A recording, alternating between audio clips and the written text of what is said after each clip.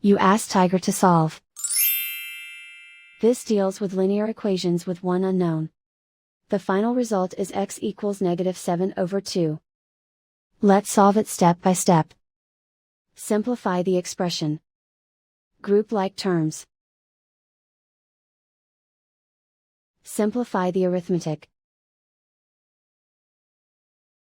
Group all x terms on the left side of the equation. Add 4x to both sides. Group like terms. Simplify the arithmetic. Group like terms. Simplify the arithmetic.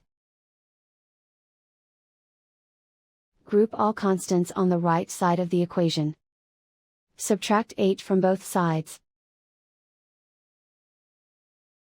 Simplify the arithmetic.